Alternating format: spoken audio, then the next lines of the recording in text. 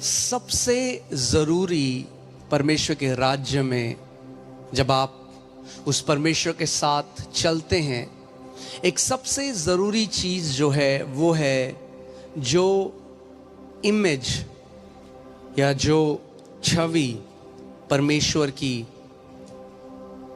आपके पास है। The foremost important thing in the kingdom when you walk with the Lord is the image of God that is in you, that is with you.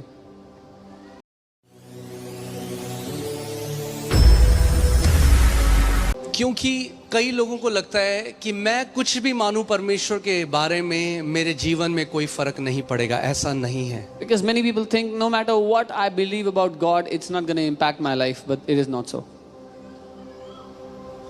जो आप परमेश्वर के बारे में मानते हो वो बहुत जरूरी है। What you believe about God is very significant, very important. और आपके जीवन में जो भी फल हैं वो उससे निर्भर करते हैं। And whatever fruits you will have in your life will depend on it. यद्यपि परमेश्वर के पास अनंत सामर्थ्य है, Even though God has limitless power, उसका कोई माप नहीं। there is no measure of it. परमेश्वर का वचन कहता है स्वर्गों के स्वर्ग भी उस परमेश्वर उसमें नहीं समा सकता, परमेश्वर स्वर्गों के स्वर्ग में भी नहीं समा सकता। The word of God says even heavens of heavens cannot contain him. और परमेश्वर का वचन कहता है मसीह के लिए that in him dwells the fullness of Godhead bodily. And for Jesus, his word says कि उसकी देह में परमेश्वर की संपूर्णता वास करती है। ठीक है, आप सुन रहे हैं मैं क्या कह रहा हूं? वचन कह रहा है The word is ये saying, पूरा जो ब्रह्मांड है, जो सारे नक्षत्र सब कुछ है, इस सब में भी परमेश्वर की भरपूरी नहीं समा सकती। all of cosmos, all the planets, even all of these things cannot contain the fullness of God. वो इतना महान है He is so mighty that even this entire universe, it cannot contain the fullness of God. कि पूरी सृष्टि परमेश्वर की संपूर्णता को नहीं समा सकती। क्योंकि उसका वचन कहता है कि ये पूरी सृष्टि जो है वो परमेश्वर की हथेली में है। Because the word says that the entire creation, the entire universe is in the palm of his hands. हाँ? तो अगर आपके हथेली में आप घुस सकते हो पूरा? नहीं जा सकते। Can you get inside your palm? No, you cannot. So इस पूरी सृष्टि, परमेश्वर इतना महान है, इतना बड़ा है कि ये पूरी सृष्टि में भी परमेश्वर की भरपूरी समा नहीं सकती। God is so great, so mighty that the entire creation cannot contain him. मगर मसीह में बाइबल कहती है परमेश्वर की संपूर्णता वास करती थी। But the Bible says in Christ dwelt the fullness of Godhead bodily. यानी जब मसीह पृथ्वी पे चल रहा था, जब यीशु पृथ्वी में चल रहा था, उसके अंदर वो महान परमेश्वर की पूरी संपूर्णता थी। So when Jesus was walking on the earth, in him dwelt the fullness of that mighty God. और फिर भी Even then, बाइबल कहती है The Bible जब says, वो अपने शहर गया तो बड़े बड़े काम ना कर सका। even then the Bible says when he went to his own town, he could not do many क्यों? mighty miracles. क्योंकि उसके शहर के लोगों ने कहा अरे ये यूसुफ बड़ाई का बेटा नहीं है। Because the people of his city, they said, isn't he the son of Joseph the carpenter? अरे इसके तो भाई बहनों सबको बचपन से जानते हैं। We know his brothers and sisters from ये बड़ा childhood. प्रचारक बन गया आज। Oh, he's trying to become a preacher nowadays. और सोचो And imagine, उस यीशु के अंदर परमेश्वर की संपूर्णता वास करती थी। जो परमेश्वर सब कुछ कर सकता है फिर भी उन लोगों के लिए ना कर सका क्योंकि उनकी छवि खराब थी। in the Jesus in whom dwelt the fullness of Godhead bodily, he could not do many mighty miracles for those people because they had a wrong image in them. इसीलिए बहुत जरूरी है कि आपकी छवि जो परमेश्वर की है वो रीति रिवाज की शिक्षाओं से नहीं मगर परमेश्वर के जीवित वचन से आए। Therefore, it is so important that the image of God in your heart should not come from teachings of tradition and religion, but from the Word of God. Okay Bible बताती है जब परमेश्वर ने आदम को बनाया तो अपने स्वरूप में, अपनी समानता में बनाया। Bible says when God made Adam, he made him in his own image and likeness. और आदम ने जब पाप किया And when Adam sinned, तो क्या हुआ? what happened? परमेश्वर की जो छवि थी वो खराब हो गई. The image of God was distorted. अब आदम सोच रहा है Now Adam is thinking, ये छोड़ेगा नहीं मुझे, this God, he will not spare me. भागो इससे. Run from him. जैसे आज भी कितने मसीह हैं, As today many जब वो believers, कुछ गलती करते हैं, कुछ पाप में गिर जाते हैं, when they make any mistake, when they fall in sin, तो परमेश्वर से दूर भागते हैं. they run away from God. क्यों? क्योंकि उन्हें लगता है परमेश्वर अब हमें क्या देगा? क्या देगा? दंड देगा, पनिशमेंट देगा. Why? Because they think now God will punish us. यही आदम भी सोच रहा है. This is what Adam was also thinking. सो पाप का रिएक्शन एडम में क्या था? Adam is now running away from God. So what was the reaction of sin in Adam? आदम परमेश्वर से दूर भाग रहा था पाप के एंड कारण. What is God doing? परमेश्वर क्या कर रहा है? God is running after Adam. परमेश्वर आदम के पीछे पीछे भाग रहा है. जब आदम ने पाप भी कर दिया, परमेश्वर ने आदम को छोड़ा नहीं. मैं आज कई लोगों से बात कर रहा हूं, चाहे कुछ भी गलती करी है, आपका स्वर्गीय पिता आपको छोड़ने वाला नहीं है, यीशु के नाम में. Even when Adam had sinned, God did not leave him. And I'm talking to many people today, no matter what mistake you have made, your heavenly Father is not going to leave you. याद रखना, जब तक आखिरी सांस है ना, Remember, till your last breath, तब तक वो आपका पीछा करता रहेगा अपनी पूरी सामर्थ्य से. till you have the last breath in your lungs, he will keep on pursuing you with all of his might. आदम को लग रहा है ये मेरे पीछे मेरे को मारने के लिए भाग रहा है. Adam is thinking, God is running after me to kill me. अरे वो तो उसका नंगापन ढांपने के लिए भाग रहा था उसके पीछे. No, he was running after him to hide his nakedness. क्या मारा परमेश्वर ने जब आदम के पास गया? Did God beat Adam when he went to him? Did he kill him? उसका नंगापन Dhaka. No, he covered his nakedness. आज भी वही करना चाह रहे हैं. Even today, he's trying to do आपकी the same शर्म thing. को, आपकी पराजय को, आपकी हर एक गलत बात को वो अपने लहू से ढांपना चाहता है. Your shame, your defeat, every wrong thing in your life, he's trying to cover it with his own blood. इसीलिए बहुत जरूरी है सुसमाचार को पहचानो. सुसमाचार क्या है? अच्छा करोगे तो अच्छा फल मिलेगा, बुरा करोगे दंड मिलेगा. अरे तो हर धर्म सिखाता है. This is why it is so important you understand what the gospel really is. If you do good, you get good. You do bad, you get punishment. This is what every religion is teaching. यही तो सुसमाचार है कि जिस दंड के योग्य हम थे, परमेश्वर ने स्वयं वो दंड अपने ऊपर ले लिया. But this is what the gospel is, that the punishment that we deserved, God took that punishment upon himself. Amen. इसीलिए याद रखना So remember, कि आप उस परमेश्वर के विषय में क्या सोचते हो, वो बहुत बहुत बहुत जरूरी है. what you think about God is very, very, very important. कितने मसीह लोग समय से पहले मर गए.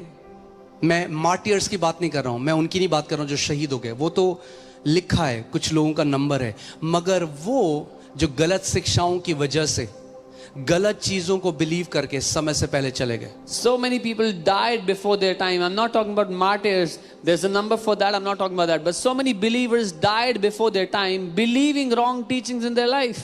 जो नहीं मानते कि परमेश्वर हमें दीर्घायु से तृप्त करता है, और ये मानते हैं कि परमेश्वर ने कुछ को 10 साल, कुछ को 15 साल, कुछ को 30 साल, कुछ को 40 साल परमेश्वर ने ये नियुक्त किया है, वो समय से पहले चले जाते हैं. Those who do not believe that God has given us a long life, but those who believe that some live 10, God has given some 10, some 20, some 40, they go before their time.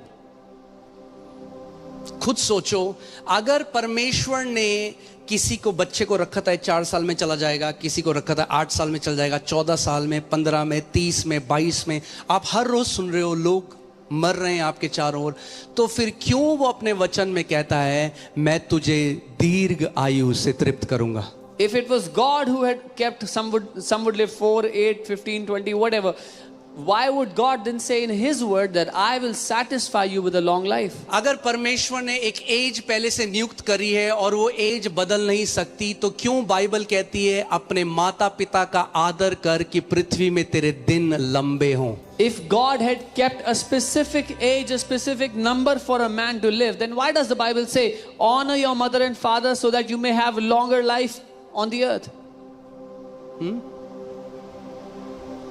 यानी आदर अपने माता पिता का, अपने अगुओं का, आपका जीवन के दिन लंबे कर सकता है. So that means honoring your mother and father, honoring your elders, your spiritual leaders can extend your days of life.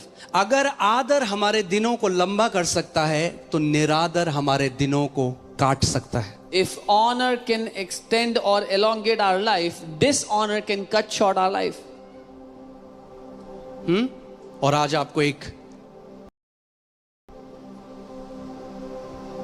Secret बताता हूं मैं. And today I'll tell you a secret. लंबा जीने का, To live a long life, एक blessed life जीने का. to live a blessed life. Exodus 23, I think it's 23, 26. Nirgaman 23. उसमें लिखा है, You shall serve the Lord your God, and He will bless your bread and your water. And I will take sicknesses away from the midst of you. No one will suffer miscarriage or be barren in your land. I will fulfill the number of your days. तू अपने परमेश्वर यहोवा की सेवा करेगा और मैं तेरे खाने और पानी पर आशीष दूंगा और तेरे बीच में से रोगों को दूर करूंगा. तुम्हारे बीच में कोई भी बांझ ना होगी और मैं तेरे जीवन के दिनों को पूरा करूंगा. ओके, अब मैं आपसे एक सवाल पूछता हूं. क्या आप उस परमेश्वर की सेवा कर रहे हो? Are you serving the Lord your God? क्योंकि एक रॉन्ग कॉन्सेप्ट कई लोगों के दिमाग में क्या है, अरे मैं प्रचार, मैं फुल टाइम में नहीं हूं. अरे जो भी कर रहे हो फुल टाइम सेवा में हो आप भी. Because there's a wrong conception in many people's mind. Oh, I'm not a preacher, I'm not a full-time servant of God. No, whatever you're doing, you're a full-time servant of God. हाँ, ये वचन आप सबके लिए है. This word is for all of you. अगर परमेश्वर की सेवा करोगे, If you will serve Him, आपके अन्न और पानी में आशीष है. if you will serve God, there is blessing on your food and वो water. आपके बीच में से सारी बीमारियों को निकाल देगा. He will remove sicknesses आपके from your midst. परिवार में कोई बांझ ना होगी. There will be no और barren in your house. परमेश्वर आपके दिनों को पूरा करेगा. And the Lord will fulfill the number of your days. अब सवाल ये आता है, उस परमेश्वर की सेवा कौन करता है? Now the question is, who serves God? बहुत आसान जवाब है. The answer is very उस easy. परमेश्वर की सेवा वो करता है जो उसकी सेवा करना चाहता है. Anyone who wants to serve God serves God. जो टाइटल का वेट करते हैं वो खुदा की सेवा कभी नहीं करते. Those who wait for a title, they never serve God. जो कहते हैं पास्टर पहले पूरे चर्च के सामने बोलो मैं इवेंजलिस्ट हूं, तब मैं जाके सुसमाचार प्रचार करूंगा, तो तू बैठ चुपचाप. Those who say, Pastor, first say before the entire church, I'm an evangelist, then I'll go preach the gospel. To them, sit down. Title बाद में आता है. The title comes much later. दिल पहले जाहिर होता है. The heart is shown first. जो टाइटल के लिए सेवा करता है, प्रभु कहता है तू बैठ जा साइड में. Those who serve for the title, the Lord says, go sit. मैंने आपको क्या बोला था? टाइटल लोगो की तरह है. लोगो, कार का लोगो. जब पूरी कार बन जाती है, मर्सिडीज का लोगो आखिरी में लगता है, टाक, ये मर्सिडीज गाड़ी है. I told you the title is like the logo of a car. When the entire car is assembled, then at the end they put that logo on it. उस खुदा की सेवा करते रहो. मैं क्या सेवा करूं? जो कर सकते हो, जो तुम्हारा हाथ ढूंढ सकता है करने के लिए, पूरे हृदय से उस खुदा की सेवा करो. Keep on serving the Lord your God. How can I serve Him? Whatever your hand finds to serve Him with, do it. With all your heart, do it. उसका वचन कहता है जो थोड़े में विश्वास योग्य है वो बहुत में भी विश्वास योग्य होगा. His word says, he who is faithful in little will also be faithful in much. जब मैंने नया जन्म पाया, जब मैंने उद्धार को पाया, मुझे थोड़ा ना पता था कि आगे मैं सेवा करूंगा, पर एक चीज पता थी कि मतलब सेवा करनी है. फुल टाइम मिनिस्ट्री का कोई डिजायर नहीं है. When I was born again, when I received salvation, I knew one thing, that I have to serve God all my life. I never पहली thought about full-time नौकरी ministry. वहां पे मुझे pastor सामर्थ, पास्टर मोनिका, पास्टर देवश्री, ये तीनों उस office में काम करते रहे। मैं जहां था, कैफेटेरिया में हो, बैठ के कॉलिंग कर रहा हूं, जहां हो मैं प्रचार कर रहा हूं। क्यों? क्योंकि दिल की बहुतायत से मुंह बोलता है, बाइबल कहती है।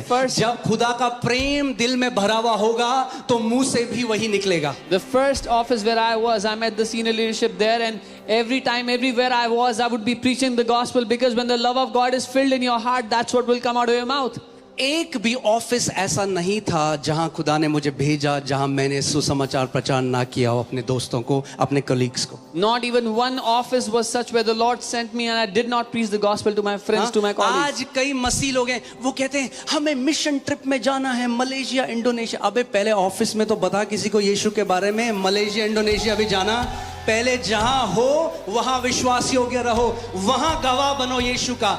बाइबल कहती है कि तुम मेरे गवाह होगे, पहले यरूशलेम में, फिर यहूदिया में, फिर सामरिया में, फिर देशों के कोने कोने में। Today many people, they say, oh, I want to go to a mission trip to Indonesia, Malaysia. No, wherever you are in your office, first preach the gospel there. The Bible says first in Jerusalem, then in Judea, then in Samaria, and then the ends of the earth. कई लोगों को देशों में जाना है यीशु का प्रचार करने के लिए, ऑफिस में किसी को नहीं पता वो मसीह में।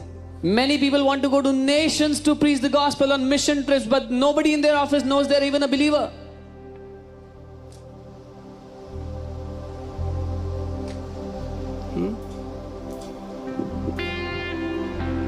मैं जहां जाता यीशु के बारे में बताने लगा।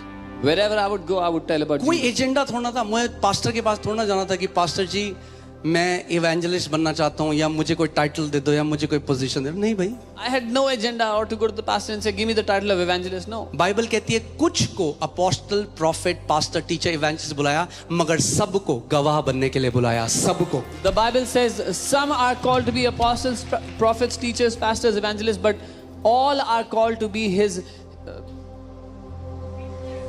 witnesses. और अगर गवाह गवाही ना दे तो क्या फायदा ऐसे गवाह का? बेकार गवाह है वो। And if the witness does not do witnessing, he is a useless witness. आमीन। आप जहां हो वो आपका मिशन फील्ड है। Wherever you are, that is your mission field. मत बोलो दूसरे देशों में भेज प्रभु, Don't say, Lord, send me to different nations. पहले मुझे टाइटल दो। First, give me a title. आप जानते हो, आप कभी किसी को नहीं बताते वो कौन है, लोग आपको बताते हैं वो कौन है अपने कामों के द्वारा। You know, you never tell someone who they are, but people tell you who they are by their works. आमीन। सो सेवा करो। अगर अंत तक चाहते हो जीवन, ब्लेस जीवन जिए, मैं आपको बता रहा हूं, जो लोग यहोवा की सेवा करते हैं वो धन्य हैं, धन्य। If you want to live a blessed life, serve God. I'm telling you, the people that serve God, they are blessed. They live a blessed life. जो यहोवा की सेवा करते हैं ना, उन्हें कभी पैसे की सेवा करनी नहीं पड़ेगी। Those who serve God will never have to serve money. जो यहोवा की सेवा करते हैं ना, उन्हें कभी डॉक्टरों की और हॉस्पिटलों के चक्करों में जाके नहीं पड़ना पड़ेगा। Those who serve God will never have to run around doctors and hospitals ever. जो यहोवा की सेवा करते हैं ना, उन्हें मंत्रियों के ऑफिस में सिफारिश लगाने के लिए नहीं जाना पड़ेगा। Those who serve the Lord their God, they don't have to go to minister's office, so they would give them a favor. आमीन। तो सेवा करो उसकी, So serve Him. जो कर सकते हो उसकी। मैं क्या कर सकता हूँ? जो कर सकते हो वो करो। What can I do for Him? Do whatever you can. असेवा मत करो। Don't do a disservice to Him. असेवा पता क्या होता है? कई मसीह लोग कलीसिया में आते हैं, असेवा करते हैं, जो सेवा कर रहे हैं उन पे चिल्लाते हैं। Many believers, when they come to church, they do a disservice to the church. They shout at volunteers who are serving in the house. और उल्टा भी है, जो वॉलंटियर लोगों पे चिल्लाते हैं वो भी असेवा कर रहे हैं कलीसिया में। And the volunteers, even if any volunteers are shouting at people, they are doing disservice. मैं आपको बताना चाहता हूँ, ये इस घर की वैल्यू नहीं है। इस घर में हर एक व्यक्ति आदर के योग्य है, क्योंकि आप परमेश्वर के स्वरूप में बनाए गए हो। I'm telling you, this is not the value of this house. Every person in this house is honorable because you're made in God's image. And I want to apologize on behalf of any volunteer who misbehaved with you. और मैं किसी भी volunteer की तरफ से आपसे माफी मांगना चाहता हूँ जिसने आपसे बदतमीजी की होगी कभी। This is not the value of this house. ये इस घर की वैल्यू नहीं है। Amen. और आपकी कीमत इस पे नहीं कि आप कौन सी गाड़ी पे आते हो, कितना पैसा है। आप सब परमेश्वर के बेटे और बेटियां हो और इस घर का परिवार हो। And your worth and your value is not determined by what car you drive, what house you live in, but the fact that you are sons and daughters in this family. Amen. And we love you. और हम आपसे प्यार करते हैं। And as your leader, this is my desire that you will see the best of God in your life. और आपका leader होने के नाते ये मेरी चाहत है कि आप परमेश्वर का सर्वोत्तम अपनी जिंदगी में देखो।